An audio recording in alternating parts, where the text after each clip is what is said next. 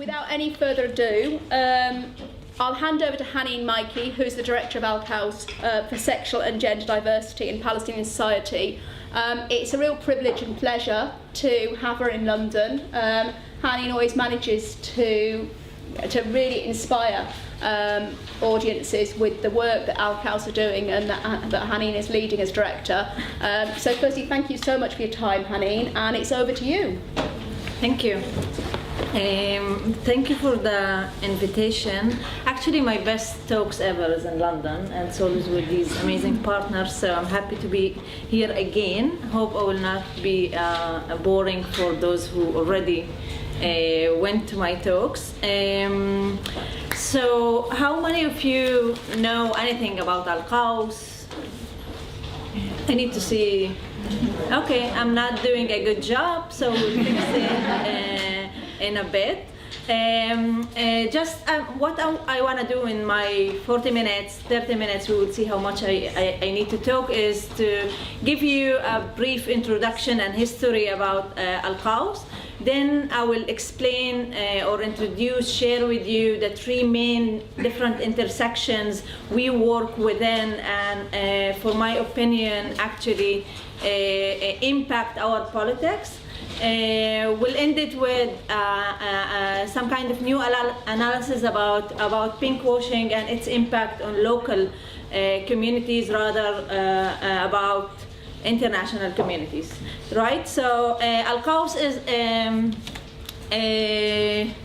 is a group of Palestinian LGBTQ activists who came together to work to dismantle sexual and gender hierarchy and open a broader discussion about sexuality in Palestine. That means that we are using our own sexual orientation, gender identity, expression, behavior that we see as different, so we can open these discussions by exposing the links between different sexual and gender oppressions, talking about institutions and power that regulating our sexuality on a daily basis, basically making the links between different groups in one society rather than making a case about that gay rights, it's a special oppression, right? So in that sense, AlQaws is not a gay organization. A lot of people in AlQaws will kill me now if they hear me say that, right? But I'm the director, so I have power, so I can redefine it. So, but that means that this tension between like a lot of activists inside AlQaws wanted to make it a broader discussion about sexual oppression, and some other friends who wanted to push it toward like more a gay rights approach. I think it's a worth to focus on, because this is a reflection on a broader kind of tension happening inside local communities and international communities between global LGBT politics, right? We are a one big happy pink family, and other groups who wanted more to work on sexual oppression and focus on local context, right? These tensions are also happening inside AlQaws, so we are not that a special organization in that sense. And we also believe that discussing LGBT issues, sexual and gender diversity in isolation from the broader political and social context in Palestine, which is Israeli occupation, right? Apartheid structure, Nakba strategies and displacement, all of these things, like any sexuality discourse cannot happen in isolation with these really materialized kind of oppressions on a daily life of any Palestinian. So we also believe that the current political analysis needs a queer lens a bit, maybe, so we can like queer it up, have some kind of a new lens about sexuality and gender, and to see how, especially how a lot of like international community and neoliberal powers is using gay rights to divide the world into who's progressive and who's not, who's modern and who's not. So we think that sexual analysis is really important to any liberation struggle happening now in a different forms, and hopefully in a more structured way in the future. So this like very radical manifesto is not like it didn't like happen because we were like really happy and drunk and wrote it, right? It was like 10 years of real field experience that on most of the times it wasn't radical and it was also problematic politically. So AlQaws in 2001 was actually part of an Israeli Jewish Zionist organization in Jerusalem. Actually, the funny story about it is that they published an ad looking for a Palestinian, they called it Arabic speaker something, community organizer to reach out to LGBT Palestinians living in East Jerusalem. And while I was like, wow, exploring my sexuality, it was the perfect timing and the perfect hat, right? So I can hide under this professional hat and explore my sexuality. And one thing was really, really obvious to me that I don't know anyone crazy that will apply to this job. So it was really clear that I'm gonna apply to this job and get it, right? I will be the only one who, and I was right. I was the only one who was in this interview and got this job. So I'm not here because I'm qualified. I'm here because I found through the way a lot of amazing friends and colleagues and LGBT activists from all around Palestine who were like committed to have a conversation, an honest and accountable conversation about these issues. And I am privileged enough that to be in this power position. But all of this analysis, all of this work is the result of a lot of people's work. It's a collective kind of analysis. So I want to also put that here. So 2001, we started as a very tiny local service-oriented project, apolitical, right? We were exploring our sexual orientation in a Zionist Israeli apolitical organization. It's a joke, but it's true. It's true. And in one of the most hectic political periods, right? It's a couple of months after the second Intifada, and a bunch of queers sitting in a community center discussing sexual orientation. And I think while it's really understandable, I think what happened in different meetings that once we finished the meeting and went downstairs in downtown Jerusalem, so soldiers were stopping us, right?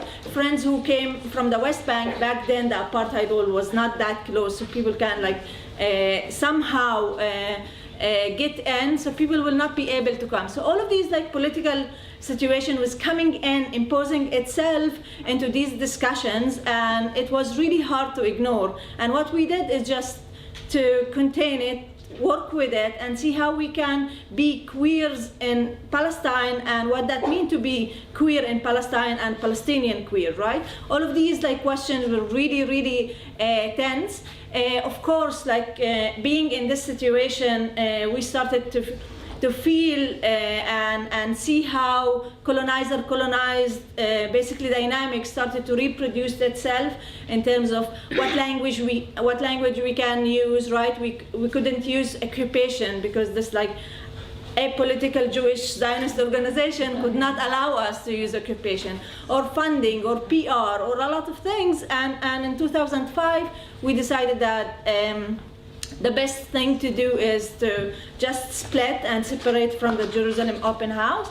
And it wasn't a lesbian breakup in that sense, right? We didn't talk about it before, we didn't talk about it after. It was a one-sided decision. It was a very personal one. Like, we decided that we are going to separate. It was not, even though the motivation was a reactionary one, right? It was transformed through the 2 years process to something like, so how we are going to create this organization, who are we, and how we can establish an LGBT organization in such a context, and what kind of strategies, framing, content, language, terminology we can use so we can be a relevant and group, an integral part of a Palestinian society that's struggling with a lot of social and political issues. These were the main questions that's still happening and taking place inside AlQaws on a daily basis, right? So this is a very brief history, and I want to move on to intersections of our work, right? So we are around 12 years, right?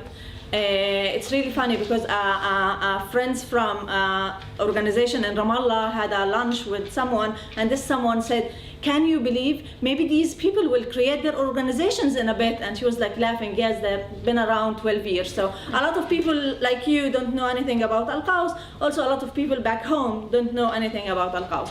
And these issues we want to explore why it's happening.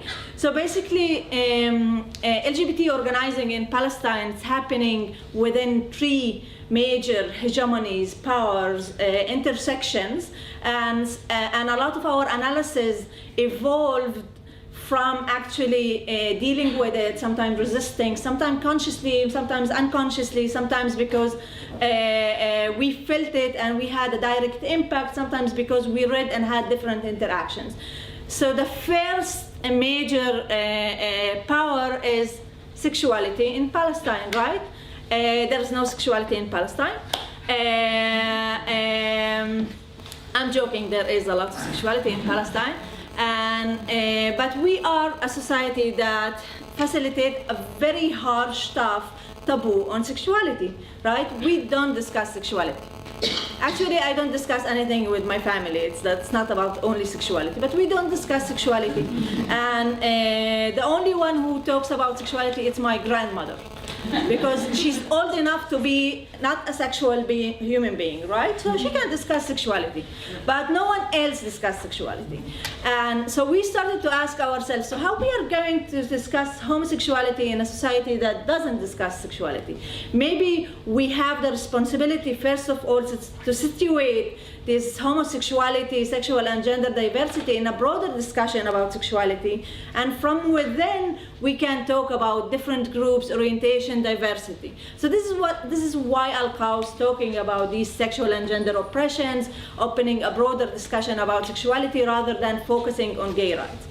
Second thing, it's patriarchal, Palestinian society, it's a patriarchal and masculine society, right? It's a very, gender roles are really clear, the hierarchy is very strict,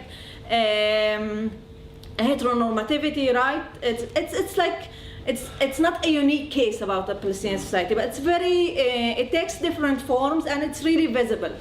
So how we can talk about LGBT oppression without first of all discuss, challenge and break down these institutions that are oppressing us, and what other groups in our society face the same or oppression, and how we can have an intersectional kind of discussion about these issues rather than just close a room and have a really bubbly kind of fun discussions and meetings. So this is like another layer of the discussion we encountered with during the year.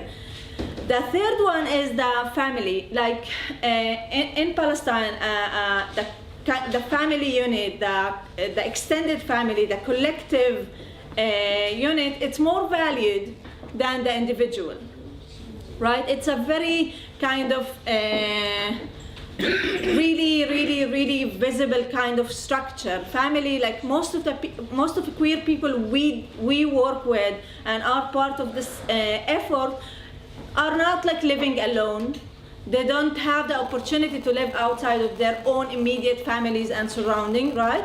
They live in these places. So how we are going to just talk about homosexuality or work on LGBT issues without taking into account the family? Is the family only an oppressional kind of unit, or it should be also can be a kind of supportive, or sometimes the only supportive network for a lot of individuals? So our approach is not to just take the individuals and give them all of the Western talk about come out, homophobia, all of this stuff, but rather build some kind of rebuild connection with one's self, family, and society. So this is a really, for me, an important thing that have a lot of had and still having a lot of impact in how we understanding sexual experiences in Palestine. Homophobia. there is homophobia in Palestine as everywhere, right? It's like not a rooted sickness in our society that like the Israeli government love to thread the Western world with it. But homophobia is what we really started to talk about is how you can, homophobia, it's a visible attitude, right? You should tell me something so I can know you are homophobic. So how you can discuss homophobia in a society that doesn't discuss sexuality? So you see how like this homophobia framework doesn't really work in Palestine. One last thing about like criminalization and sodomy laws, right? You can see like organization like ILGA or other international organization dividing the world on these like really fancy maps on like who's having criminalizing homosexuality and who's not. Basically, it's Africa and MENA, right? It's like in one country dismissive to all of the different amazing differences between these different countries. And these same international organizations forget that basically they brought these laws. It's not organic to Arab and Palestinian culture. These anti-sodomy laws are basically you brought it to us. Sorry to say that, but like it's a British mandate and French mandate laws that stayed in these colonized countries, Lebanon. Egypt and Jordan changed the penal code in '57, but like a lot of different North Africa. So we need to understand that we need to deconstruct these arguments all the time, that how these measures now that divide us and label us are just not organic to our society. So this was like, 10 minutes, fast 10 minutes about sexuality in Palestine. The second major intersections we work with, it's my favorite topic, is like Western LGBT strategies. I just love it. Which is there's the holy strategies. You need to face homophobia, you need to come out, you need to feel pride, and then you need to be visible and change the world, right? This is the four main steps any healthy gay person in the world should go through so he can or she can be perfect or sexy or anything else, right? So this is not relevant to Palestinian society. Like I asked my friend, so when you had this need to come out, and people don't have this need to come out. I don't know from where other people have this need to come out, but people don't, like they may come out because they want support from their families and friends, but they don't have this urge of like coming out that I hear from other friends in different contexts. So this is really important, so we cannot just copy-paste Western experience and trying to explain other local contexts. The problem is that everything you Google, you will get rainbows and pride parades, right? And gay men celebrating. There's all of these things, very visible kind of signs. Also, young Palestinian queers will encounter and adopt in a way without further analysis. So we love in these our own communities to deconstruct these issues and provide some kind of new analysis. So you've got plenty of time. I have plenty of time. I have plenty of. Okay. So this is one thing, how these notions are irrelevant, or how you can work with these around different individuals' experience. Second thing, it's how basically gay rights became, I said that about ILGA before, but in general, gay rights became the new global and universal measures of different nations, states, peoples, right? If you are progressive or not. It's the new woman case, right? You have women's right, now you have gay rights. So the world is divided into progressive and those who are not progressive anymore. So what is really interesting in this section, in my eyes, is how the dynamic between which I think it's a colonizer kind of dynamic, but you can see it in a savior complex and how different white Western activists go to save different LGBT communities and we see now the discourse about Uganda. When I went into Heathrow, the guy who stamped my passport asked me what I'm gonna do here, so I was like, okay, let's use the LGBT card. I said, like, I'm giving a couple of talks about LGBT issues where in Palestine, and he was like, oh my God, it's really tough there, right? Okay, maybe. And I was like, and you're not getting enough attention now with Russia and Uganda, right? And I was like, I smiled, I swear, I smiled and he stamped my passport. So what is really interesting about the savior issue is that in order for me to convince you that I want to save you, I need to convince you that you need to hate your own community. This is the only way you can be saved. And this is like, you know how many individuals and community, we just disconnect them from their own culture, society, and families, so we can have this satisfaction of saving other people. And it is really, really, really risky. And I see it on an individual and a group level also in Palestine. I want to say another thing about the savior aspect. In Palestine, basically, or the westernized, right, or it's imported from the West.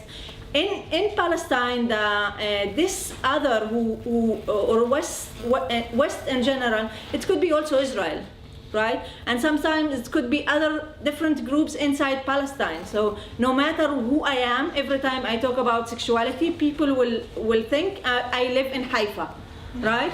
They will immediately know what passport I have, or they will have assumptions about my religious. All of these concept of how to make us as activists also westernized, using also local divisions. We don't need to use America or the UK. We can use different groups in Palestine. So this is really, really in a very kind of zoom in how you can have the West inside your own community. One last thing about Western hegemony is Western media. I love journalists, love them. I have follow me on Facebook because my favorite status is about journalists. They have one thing to worry about. I think my theory, they don't use Google.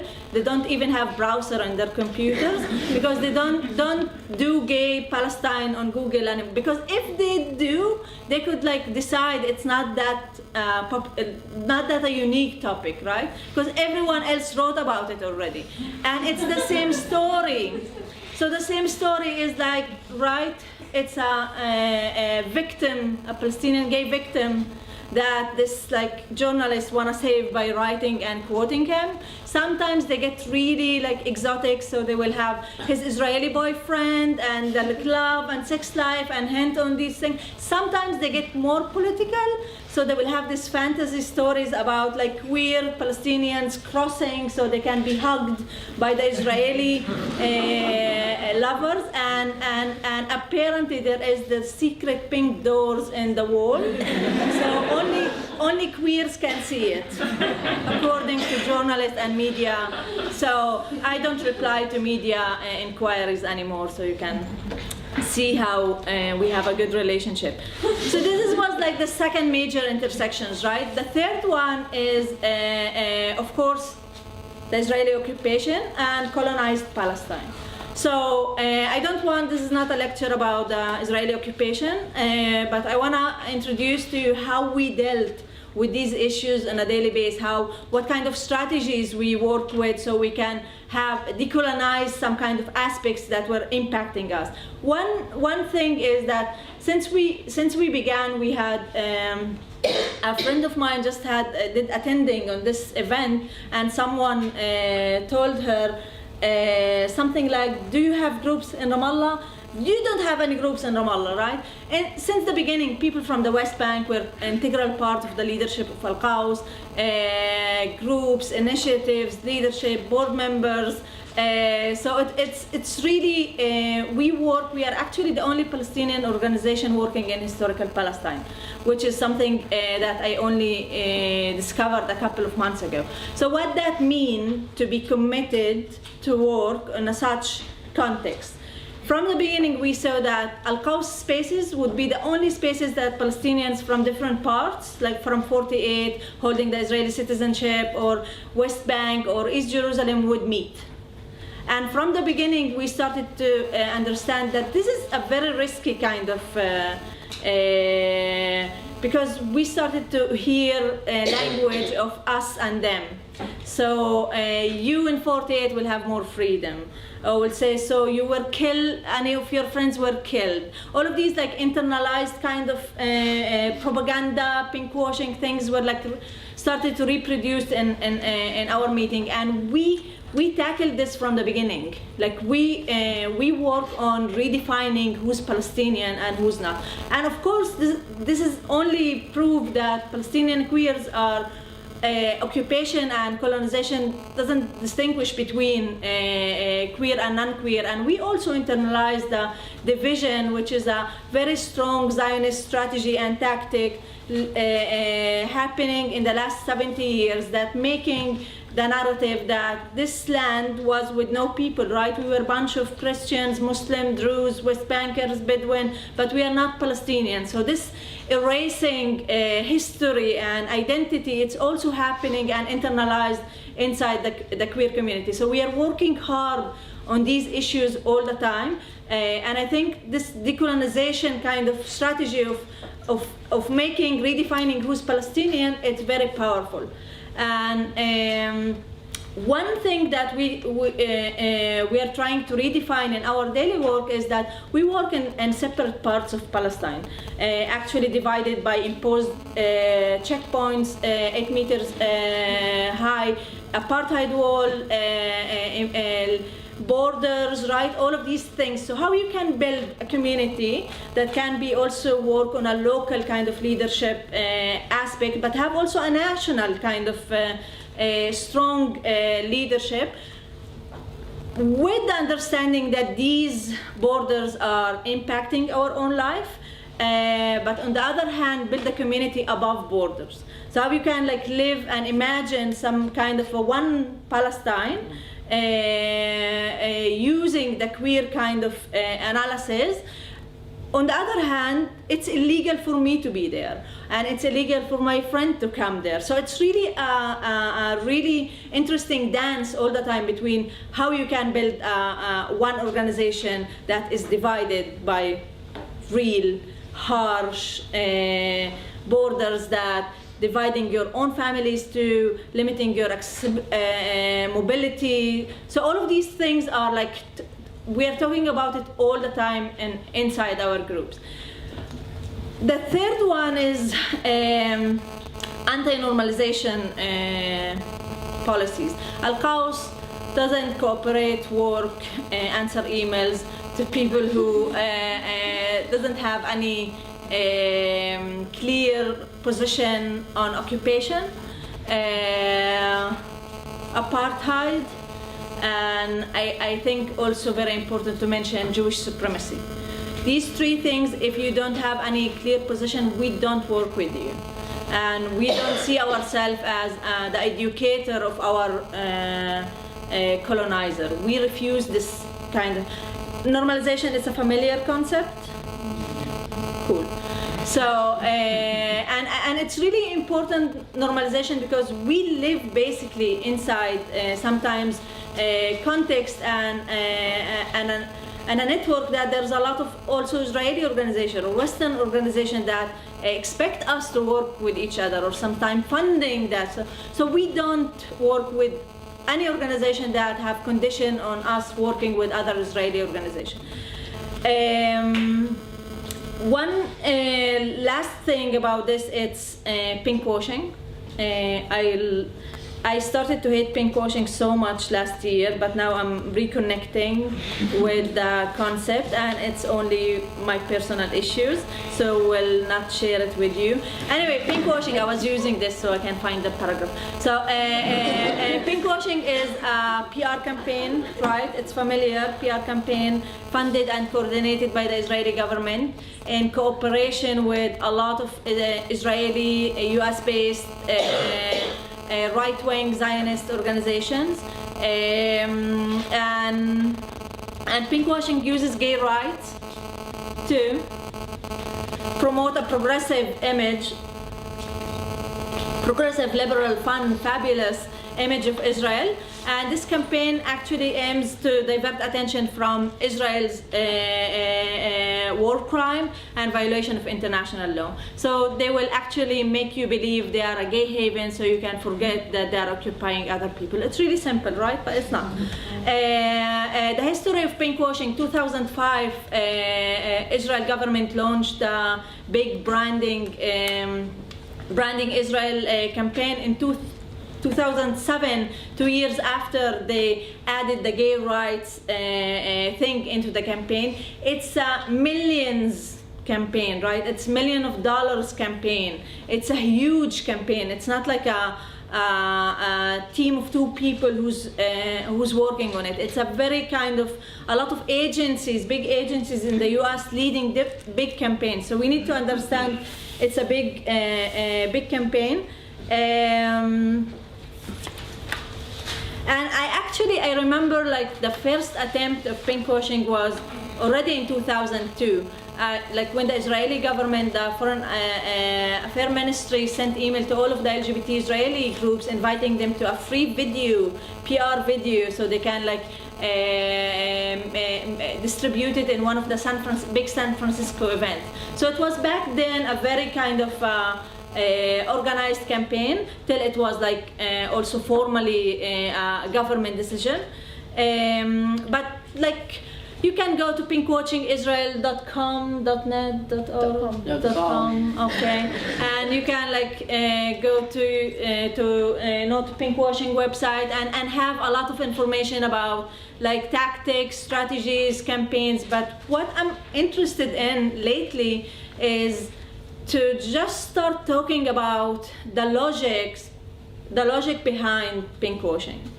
And I think when we talk about the logic, I think it says more about us than the Zionist project. Because the Zionist project is not like hiding anything. It's a very kind of clear racist project, right?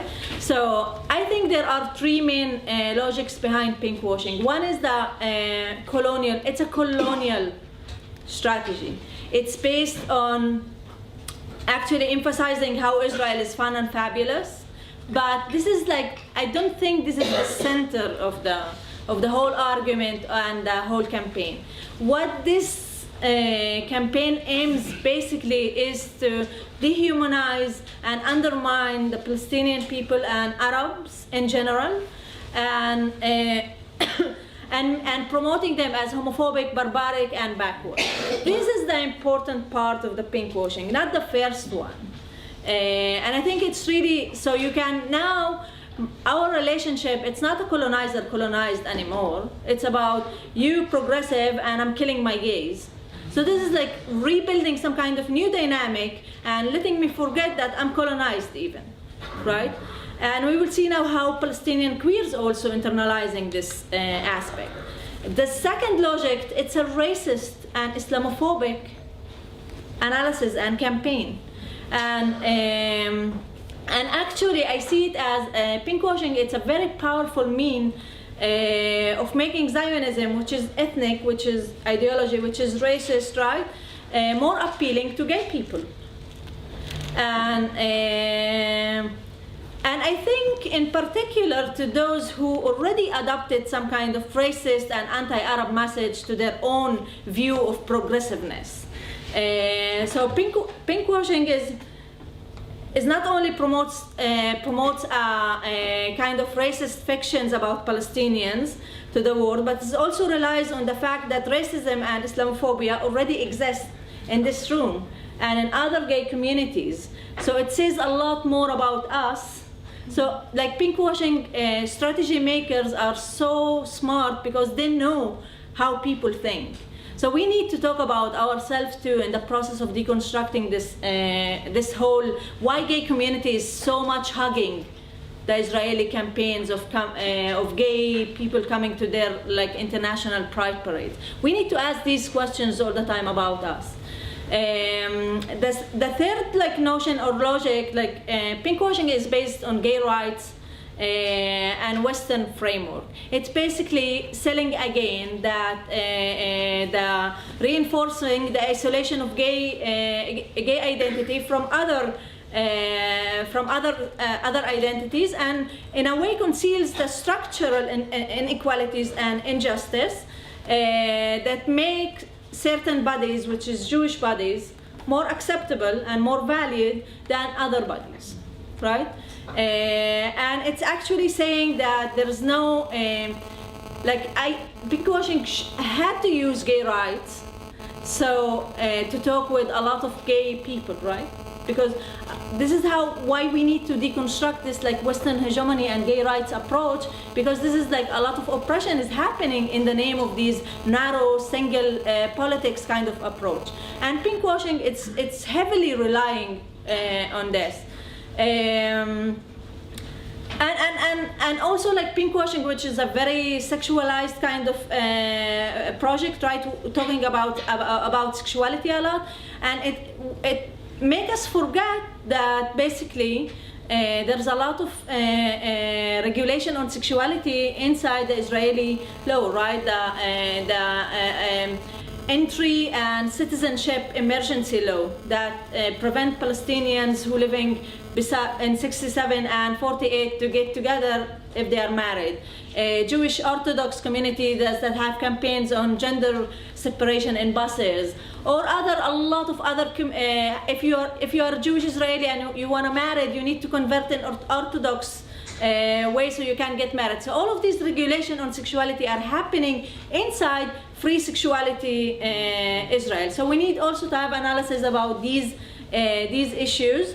And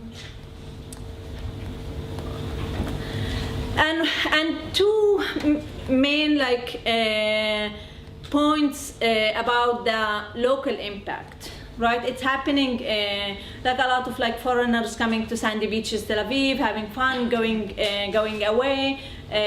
Palestinian Israelis going to a gay pride parade in Madrid, and it's fun, but none of us is talking about the impact of pinkwashing inside Israel-Palestine. And I think it's really interesting to see how pinkwashing could not happen if the Israeli LGBT community will not hug it tightly. And pinkwashing is basically the peak of their achievement of recognition of the government. So we need to hold Israeli LGBT groups also accountable, and it's really interesting how to see in their complicit way of promoting pinkwashing, how they reproduce the whole erasing the Palestinian queer agency in the mind, and you can see it in different interviews, lectures, papers, how the Israeli LGBT community, they don't admit there are LGBT queer groups inside Palestine. We are not existing in their own narrative, and if we are, we will harm their own narrative, right? So all of this erasing the identity of and history of Palestinians happening and reproduced also in the LGBT community. And what is really interested is the whole savior thing, right? Israelis and the Israeli government, through a lot of very committed Israeli gay people, are saving a lot of Palestinians and giving them asylum, right? They are refugees in Israel. So one thing I want you to take from this talk is how a country, a system, a power who's based on making refugees on a daily basis, right? This is the job of the Israeli government, to make Palestinians refugees for one time in 48, 67, apartheid war, right? All the time. How they can claim they can give refugees to the same refugees they make years ago. So we need to stop being naive and just go to the facts. Israel, it's a machine of making refugees. They cannot give people's refugees, specifically Palestinians and also immigrants and workers who are coming now from Sudan and other places. And we need to be really careful about these arguments. One last thing about, so what is happening in Palestinian queer communities? Yeah, we have our own bubbles of like really radical queer activists, but like most of the things are happening outside of our bubble, right? People are living their lives. They don't need AlQaws and they don't need NGOs or movements, and people are impacted firsthand from these issues. So what kind of dynamic this made that Palestinians now, who's colonized by this Israeli Zionist power, right? They believe that their colonizer have something that I want, right? I want also sandy beaches in Tel Aviv and hot gay men, right? I want also to travel. I want to consume tourism. I want to be free, because there is a new concept of freedom that was like sold, which is like so absurd and horrible. So this colonizer have all of my dreams, and myself, my community, and even AlQaws cannot provide these things for me. So this is a real crucial kind of points that if we need to make the analysis of pinkwashing really accessible and personal, so we can deconstruct. I think we could encounter pinkwashing if AlQaws could focus on pinkwashing and its impact in local communities. This is our first task. So I'm not interested in how you counter pinkwashing. I trust you. You have an amazing activist. I want to focus in the coming few years on deconstructing this thing inside my community. And I think what's really interesting is that it's not like I said, like LGBT communities and pinkwashing, we don't exist for them, but a lot of like individuals' pain, experiences, bodies that are used all the time to make actually as a proof that our own society is backward and homophobic. And I think one of the 2 years ago, and I will end with this story, someone came into my office and started to scream saying, I'm sick of it, I hate myself, I hate my family, I want to leave, and started to cry. And then after we laughed, because I laugh when people cry about it, so I asked him, so what are his plans to leave? And he was like, no, I can't leave, I don't have money, right? So it was like only sharing a very painful story. So we started to think, so how we can provide basically spaces inside AlQaws to work exactly on these things. How you can like deconstruct this binary and internalize pinkwashing campaign and just work on this, how your oppression is not unique, how you can deconstruct the victimhood mentality, how you can like start re-understanding your experience in different ways, so you can rebuild trust with yourself, with your family, and in your society. And we do it a lot, and mostly in like young kind of activists inside. We had 3 groups, two in Ramallah and one in Jerusalem, and I think it's really powerful to see how when you talk about the various options of living and see how people are actually have more insight about their lives than AlQaws and social movements, and can just make the links so they can live, continue living in a very safe kind of environment, and also be aware about how their body and sexual experience can be used inside their own communities and by their colonizer. And I will end here. I'm more interested in your feedback, comment, challenge me, not a lot because I'm tired. But yeah, let's hear it from you. I will close this.